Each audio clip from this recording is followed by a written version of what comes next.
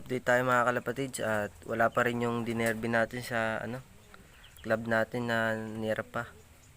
Si Putot wala pa. Marami nag-clock. Halos 180 na. Ang total entry ng Dumerby mga kalapatids 1,300 plus ang Dumerby. Bali yung nakapag-clock pa lang na dumating nasa 180 plus. Sobrang ala pa sa kalahati. 1/4 pa lang yung dumadating na kalapate. So wala pa rin si Putot. Abangan pa rin natin siya hanggang mamaya. Hindi pa naman cut off.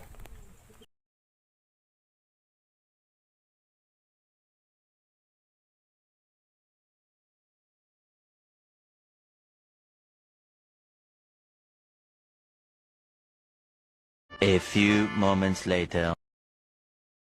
Good morning mga kalapatids. At yun nga, day 2 ng abangan natin. Nung paglabas natin sa bahay natin, nakita nga natin yung si Putot. Ito, ngayon lang umuwi mga kalapatids. Buti na lang, may pangkarga pa tayo. Inuwihan tayo ni Putot 8:30. Nakita natin dito na sa landingan. Ano lang, kapagpahinga na siguro dito sa landingan mga kalapatids kasi hindi nahingal. May pestigan niya mga kalapatids. Gagawin tayo. Pakainin muna natin. Sigurado, masyado stress na nung nangyari siguro. Nalayo na minagisan. Tapos na ano pa, naulat pa ata, ismas. Pakainin natin, pakainin natin. Pasok! Tapos nagparonda nga tayo kanina. Tos na tayo sa norte. Nabis na natin sila white eyes. Tapos si Putot, sinama natin sa young bird natin na yan.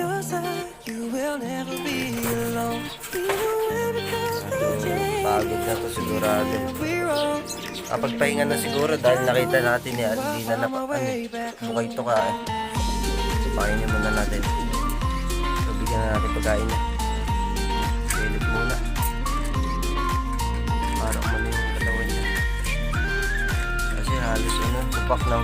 Wala nang ubos na itaba niya. Bukas may kakalda pa tayo second lap jersey natin. Day 2 na siya umuwi. Bali Monday na ngayon. Monday ng 8:30. 8:30 natin nakita sa sa landingan.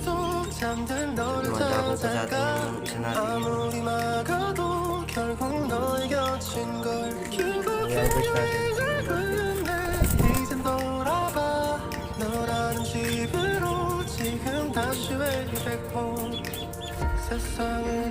Busog ka.